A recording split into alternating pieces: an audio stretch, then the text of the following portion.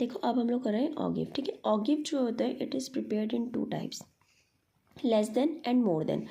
तो 2 तरीके से बनाया जाता है, लेस देन और मोर देन। क्वेश्चन में या तो आपसे दोनों पूछा जाता है या फिर क्वेश्चन में एक का पूछा जाता है, ठीक है।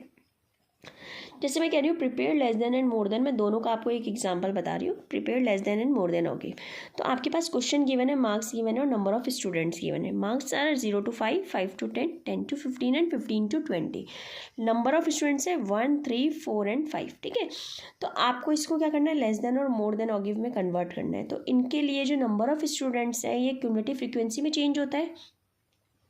अब आपने क्या करना है, इसको 2 कॉलम में बनाना है, एक लेस देन के लिए और एक मोर देन के लिए। देखो जैसे ये है, आपने क्या करना है, मार्क्स तो सेम लेना है लेकिन फ्रीक्वेंसी को कन्वर्ट करना है किसमें, क्यूमुलेटिव फ्रीक्वेंसी में।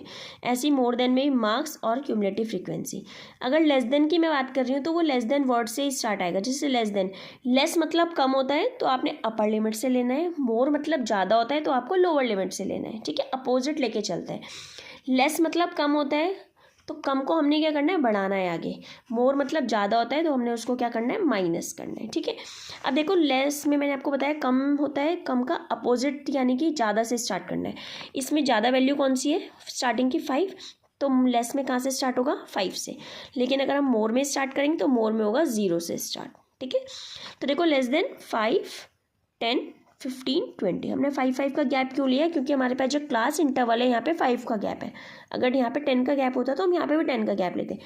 तो देखो लास्ट लिमिट में 5 से स्टार्ट किया और जो मैक्सिमम नंबर हमारा जा रखा है वो 20 तक है ना यहाँ पे, तो आप 20 तक ही लोगे। ऐसी मोर में भी 0 से स्टार्ट करके 20 तक ही जाएगा। तो लेस देन में देखो 1 हो गया, मैंने क्या बोला, लेस में आपको प्लस करना है और मोर में आपको माइनस करना है, अपोजिट करते हैं, ठीक है। तो 1 के बाद नेक्स्ट नंबर क्या है, 3, तो 1 + 3 यानी कि 4। 4 के बाद नेक्स्ट नंबर क्या है, 4, तो 4 + 4 यानी कि 8। 8 के बाद next number is 5, so 8 + 5 is 13। ऐसी मोर के लिए क्या करना है आपको, ये जो 13 नंबर है इसको आपने फर्स्ट नंबर लिखना है मोर में, ठीक है। अब 13 माइनस फर्स्ट नंबर को माइनस करोगे, 13 - 1 12, देन 12 - 9 12 - 3 9, 9 - 4 5 एंड 5 - 5 0।